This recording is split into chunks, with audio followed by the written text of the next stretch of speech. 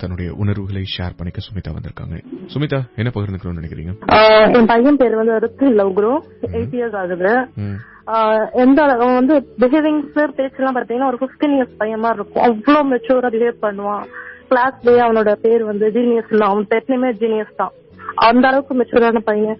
நாங்க வந்து ஏதாவது டிப்ரெஷன்ல இருந்தோம்னா அவன் தான் எங்களை மீட்டு கொண்டு வர பையன். அது ஆக்சுவலா 2 months நடுவே ஒரு ப்ராப்ளம் வந்தப்போ நாங்க அமைதியா சாப்பிடாம இப்படி தூங்காம இருந்தப்ப என் பையன் வந்து ஏன் இப்படி இருக்கீங்கன்னு கேட்டான்.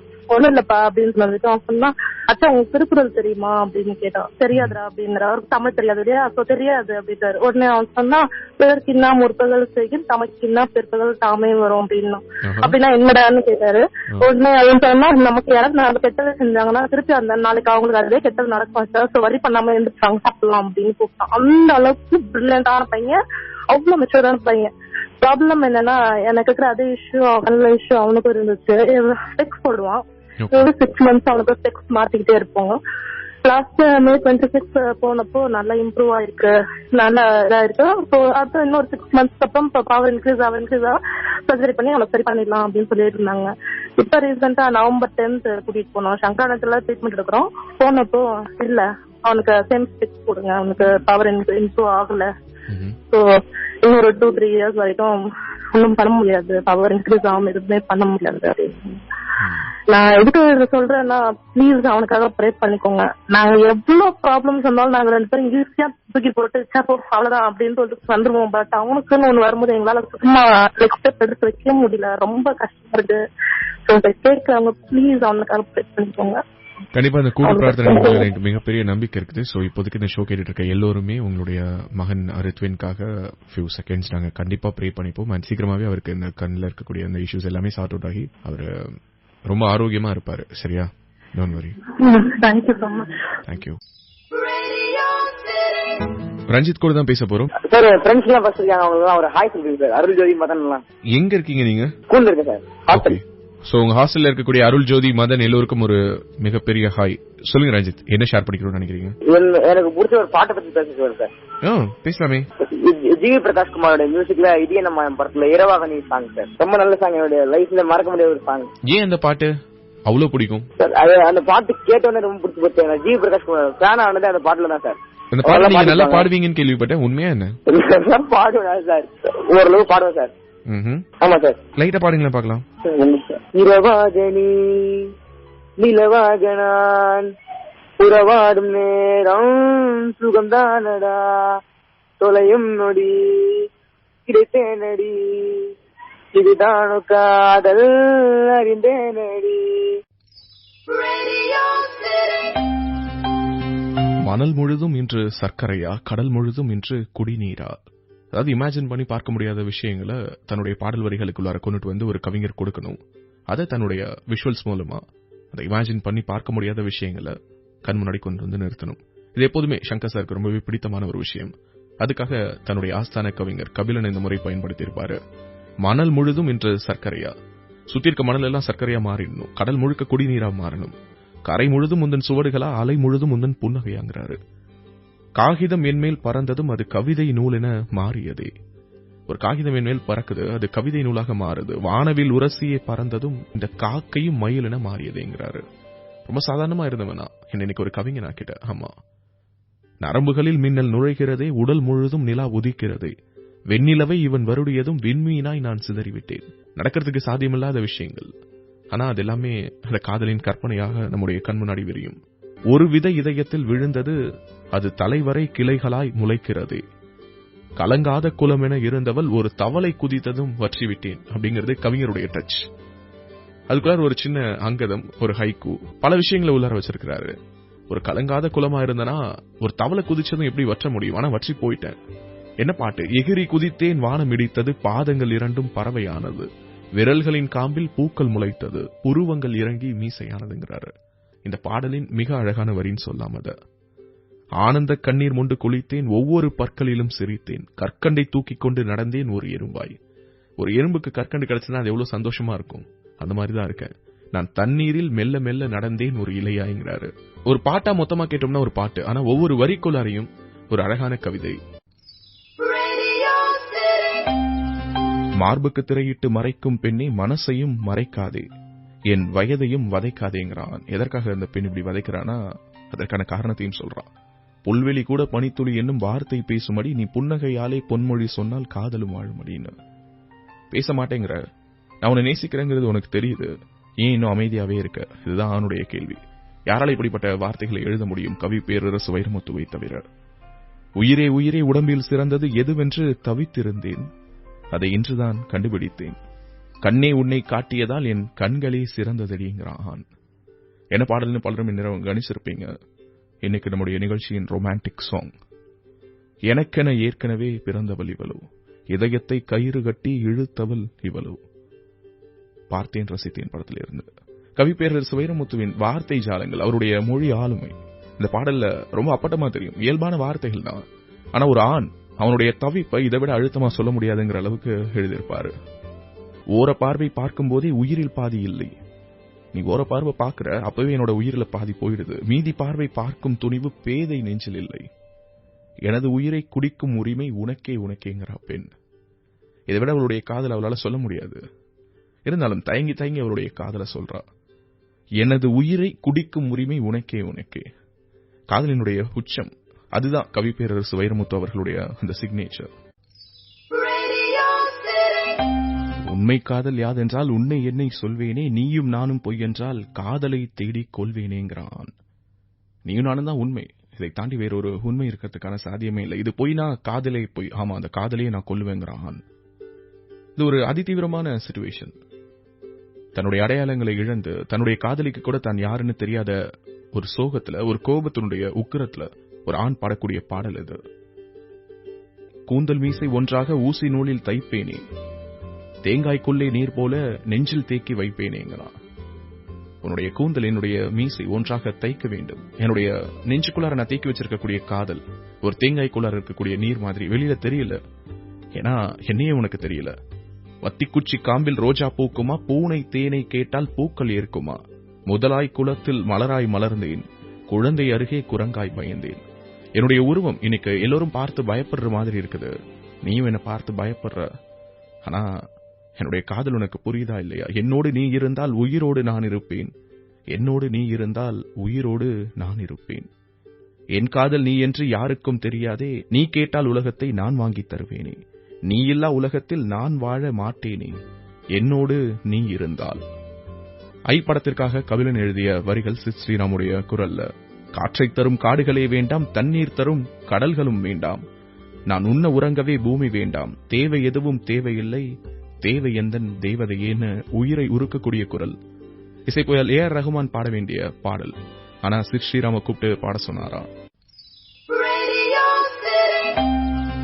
ஜூலை மாதம் பூக்கும் கொன்றை பூக்கள் போல சேலை கொண்ட பெண்ணின் அங்கம் தோற்றம் காட்டுதே, தாஜ்மஹாலின் வண்ணம் மாறக்கூடும் பெண்ணே, மேனி கொண்ட கன்னம் இன்னும் வண்ணம் கூடுதே, நிறமுள்ள மலர்கள் சோலைக்கு பெருமை, நீ உள்ள ஊரில் வசிப்பது பெருமைன்னு எழுதியிருப்பாரு கவி பேரரசு வைரமுத்து. என்ன பாட்டு இந்நேரம் பலரும் கணிச்சிருக்கலாம். அழகான கவித்துவமான வரிகளை கொண்ட ஒரு பாட்டு. ஆனா அது எல்லாத்தையும் தாண்டி இந்த ஒரு வரி சொன்னாலே ஈஸியா கண்டுபிடிச்சிடலாம். மானிட பிறவி என்னடி மதிப்பு, உன் கால் விரல் நகமாய் இருப்பதே சிறப்புன்னு எழுதியிருப்பாரு. காதல்ல மட்டும்தான் இந்த மாதிரி எல்லாம் காதலன் பாடுவான் இல்லையா. இந்த மானிட பிறவியில மதிப்பே இல்ல, உன்னுடைய கால் விரல் நகமா இருக்கிறது தான் சிறப்புங்கிறான். 20 கோடி நிலவுகள் கூடி பெண்மையானதோ, என் எதிரே வந்து புன்னகை செய்ய கண் கூசுதோ, 100 கோடி பெண்கள் உண்டு உன் போல் யாரும் இல்லையே, ஆனால் கண்ணி உந்தன் கண்கள் மட்டும் காணவில்லையேன்னு எழுதியிருப்பாரு. அழகான பாட்டு. துல்லாத மனம் துள்ளும் படத்திற்காக எஸ்.ஏ. ராஜ்குமார் இசையில கவி பேரரசு வைரமுத்துவின் வரிகளை ஹரிஹரன் பாடியிருப்பாரு. குழைகின்ற தங்கங்கள் கண்ணங்கள் ஆகாதோ, நெளிகின்ற வில் 2 புருவங்கள் ஆகாதோன்னு எழுதியிருப்பாரு. தங்கம் தனி தங்கம் மாசு இல்ல, தாய்ப்பால் ஒன்னில் மட்டும் தூசு இல்ல, தாய் வழி சொந்தம் போல பாசம் இல்ல, நேசம் இல்ல. உண்மையான வரிகள், உருக்கும் வரிகள், உயிர் தொடும் வரிகள்னு சொல்லலாம். ஆறு இல்லா ஊரில் கிணறு இருக்கு, கோயில் இல்லா ஊரில் தாய் இருக்கு, தாய் இல்லா ஊரில் நிழல் இருக்கா, அன்பில் நிஜம் இருக்கான்னு கேட்கிறாரு கவி பேரரசு வைரமுத்து. தென்மேற்கு பருவக்காற்று படத்திற்காக. சொந்தம் 100 சொந்தம் இருக்குதே, பெத்த தாய் போல ஒண்ணு நிலைக்குதா, சாமி 100 சாமி இருக்குதே, அட தாய் 2 தாய் இருக்குதா. இந்த உலகத்துல 100 கடவுள்கள் இருக்கலாம், ஆனா எல்லோருக்குமே அம்மா ஒண்ணுதான். சோ அப்படிப்பட்ட அம்மாவின் சிறப்பை சொல்லக்கூடிய பாட்டு. இந்த பாட்டுடைய சிறப்பை பத்தி புதுசா நான் எதுவுமே சொல்ல வேண்டியதில்லை. பல பேரு தினசரி கடவுளை பூஜிக்கிற மாதிரி நினைச்சு இந்த பாட்டை கேட்டு தன்னுடைய மனசுக்குள்ளார அம்மாவை நினைச்சு மனமுருக வேன்றவங்க இருக்கிறாங்க. தேசிய விருதை கவிஞருக்கு பெற்று தந்த ஒரு பாட்டு. கள்ளிக்காட்டில் பிறந்த தாயே, என்ன கல்லுடைச்சு வளர்த்த நீயே, முள்ளுக்காட்டில் உழைச்ச தாயே, என்ன முள்ளு தைக்க விடல நீயே. என்ன ஒரு வரிகள் பாருங்க.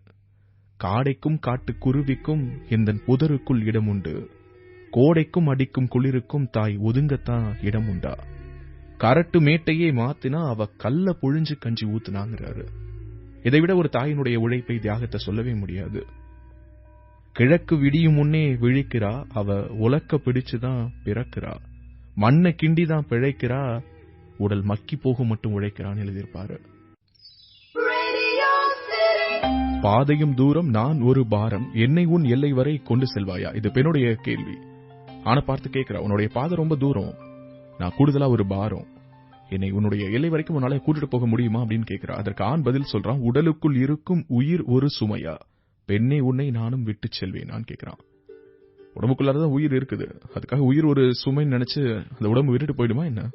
அது மாதிரிதான் நீ. தந்தை தந்த உயிர் தந்தேன், தாய் தந்த உடல் தந்தேன், உறவுகள் எல்லாம் சேர்த்து உன்னிடம் கண்டேன்கிறா பெண். என்னுடைய தந்தை தந்த உயிர், தாய் தந்த உடல் எல்லாத்தையுமே தந்த, உறவுகள் எல்லாமே உன்கிட்ட நான் பார்த்துட்டேங்கிறா. மொத்தத்தையும் நீ கொடுத்தாய், ஆனால் முத்தத்துக்கோ நாள் குறித்தாய்ங்கிறான் ஆண். அது ஆணுடைய பதில் மட்டும் கிடையாது, இந்த கவிஞருடைய குறும்புத்தனமான ஒரு பதில்னு சொல்லலாம். இந்த குறும்புக்கு சொந்தக்காரர் கவி பேரரசு வைரமுத்து. என்ன பாட்டு. முதல் முறை கிள்ளி பார்த்தேன், முதல் முறை கண்ணில் வேர்த்தேன், என் தாயின் கர்ப்பம் தாண்டி மறுமுறை உயிர் கொண்டேன், உன்னால் இருமுறை உயிர் கொண்டேன். ரொம்ப அழகான அற்புதமான ஒரு பாட்டு. தன்னுடைய காதலை இதை விட அழகா சொல்ல முடியாது. தனக்குள்ளார காதல் வந்துருச்சு அப்படிங்கறத சொல்றா. கிள்ளி பாத்துக்கிறா அவளே. இது உண்மைதானா, நிஜமா அப்படின்னு சொல்லிட்டு முதல் முறையாக கண்ணில் வேர்த்தாலாம். அவருடைய கண்கள்ல வரக்கூடிய அந்த கண்ணீர், அது ஒரு ஆனந்த கண்ணீர். முதல் முறையாக கண்கள் வேர்க்குது அவளுக்கு. அவளுடைய தாயின் கர்ப்பத்தை தாண்டி இரண்டாவது முறையாக கர்ப்பத்துக்குள்ளார போன மாதிரி இருக்குது அவளுக்கு. ரொம்ப ஒரு அழகான வரி எழுதியிருப்பாரு. விதையொன்று உயிர் கொள்ள வெப்பம் காற்று ஈரம் வேண்டும், காதல் உயிர் கொள்ள காலம் கூட வேண்டும், ஒரு விதை உயிர் கொண்டது ஆனால் இரு நெஞ்சில் வேர் கொண்டதுன்னு எழுதியிருப்பாரு. அஞ்சாதே துஞ்சாதே, இனி என்றும் இல்லை வேதனை, புதிதாய் பிறப்பாய் வழி எங்கும் முன்முன் பூமழை. தன்னுடைய வாழ்க்கையில தன்னுடைய காதல் கிட்ட மறுபடியும் சேருவோமா மாட்டோமா அப்படின்னு சொல்லி உயிரை கையில பிடிச்சிட்டு கண்டம் விட்டு கண்டம் போய் தவிக்கக்கூடிய ஒரு உயிருக்கு உத்வேகம் கொடுக்கக்கூடிய பாடல் இது. அஞ்சாதே துஞ்சாதே, இனி என்றுமில்லை வேதனை, புதிதாய் பிறப்பாய் வழி எங்கும் முன்முன் பூமழை, என்னாலும் உன் காதல் இது வாழும் சத்தியமே, தொலையாதே என்ற இருளிலும் மறையாதே. இது அந்த காதலுக்கு மட்டுமல்ல, எந்த ஒரு காதலுக்குமே உண்மையான காதல் தோற்பதில்லை அப்படிங்கறத ரொம்ப அழுத்தமா சொன்ன ஒரு படம். அது எவ்வளவு பெரிய போராட்டமா இருந்தாலும் அது எல்லாத்தையும் கடந்து அந்த காதல் உங்களை ரெண்டு பேரையும் சேர்த்து வைக்கும்னு நிரூபித்த ஒரு படம். மரியான். 1000 சூரியன் சுட்டாலும் கருணையின் வர்ணம் கரைந்தாலும், வான்வரை அதர்மம் ஆண்டாலும், மனிதன் அன்பை மறந்தாலும், வலியால் உள் உயிர் தேய்ந்தாலும் உன் காதல் அழியாதேங்கிறாங்க. என்ன வேணாலும் நடக்கட்டும், சூரியன் உன்னை சுட்டு பொசுக்கட்டும், கருணையுடைய வண்ணம் கரையட்டும், வான்வரை அதர்மம் ஆளட்டும், மனிதன் அன்பை மறக்கட்டும், வலியால் உன்னுடைய உள் உயிர் தேய்ந்தாலும் உன்னுடைய காதல் அழியாது. நெஞ்சே எழு நெஞ்சே எழு, ஆம் நெஞ்சே எழு நெஞ்சே எழு, காதல் என்றும் அழிவதில்லை. இருவர் வானம் வேறென்றாலும், உன் நெஞ்சினில் நினைவுகள் அழிந்தாலும், பருவங்கள் உருவம் மாறினாலும், குழந்தை சிரிக்க மறந்தாலும், இயற்கையில் விதி தடம் புரண்டாலும் உன் காதல் அழியாதே. உண்மையாக காதல் இருக்கும்போது அதற்கு அழிவென்பதே கிடையாது. மண்ணில் ஓடும் நதிகள் தோன்றும் மலையிலே, அது மலையை விட்டு ஓடி வந்து சேரும் கடலிலே, வைரம் போல பெண்ணின் மனது உலகிலே, அது தோண்டும் வரையில் புதைந்து கிடக்கும் என்று மண்ணிலே. மண்ணில் ஓடக்கூடிய நதிகள் எல்லாமே மலையில தான் தொடங்குது. ஆனா மலையிலிருந்து ஓடி வரக்கூடிய நதிகள் கடல்ல போயிட்டு சேருது. அதே மாதிரி வைரம் போலதான் பெண்ணுடைய மனதும் இந்த உலகத்துல. அது தோன்ற வரைக்கும் அப்படியேதான் மனுக்குள்ளாரே புதைந்து கிடக்கும். கஞ்சாடையில் உன்னை அறிந்தேனடி, என் பாதையில் இன்று உன் காலடி, நேற்று நான் பார்ப்பதும் இன்று நீ பார்ப்பதும், நெஞ்சம் எதிர்பார்ப்பதும் ஏனடி அப்படின்னு சொல்லி கேட்டிருப்பாரு கவிஞர் நா. முத்துக்குமாரின் வரிகள். இது ஒரு அழகான காம்போன்னு சொல்லலாம். கவிஞர் நா. முத்துக்குமார், ஜி.வி. பிரகாஷ், ஏ.எல். விஜய் இந்த 3 பேரும் சேர்ந்தாலே பாடல்கள்ல ஒரு கவித்துவம் தானாவே வந்து உட்கார்ந்துக்கும். சோ அப்படிப்பட்ட ஒரு பாடல் இது. என்ன பாட்டு?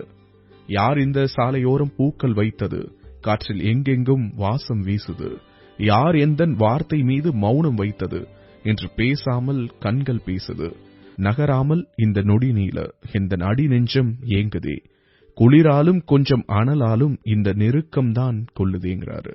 தமிழை அந்த அடர்த்தியோடும் அந்த செறிவோடும் எழுதக்கூடிய நிகழ்கால கவிஞர்கள் ஒருத்தர் கவிஞர் நா. முத்துக்குமார். தீர தீர ஆசையாவும் பேசலாம், மெல்ல தூரம் விலகி போகும் வரையில் தள்ளி நிற்கலாம், என்னை நானும் உன்னை நீயும் தோற்கலாம், இங்கு துன்பம் கூட இன்பம் என்று கண்டுகொள்ளலாம், என்னாகிறேன் இன்று ஏதாகிறேன், எதிர்காற்றிலே சாயும் குடையாகிறேன், எந்த நெஞ்சானது இன்று பஞ்சானது, அது பறந்தோடுது வானிலேன்னு எழுதியிருப்பாரு. Stay tune. நான் உங்க ரேடியோ சிட்டி லவ் குரு.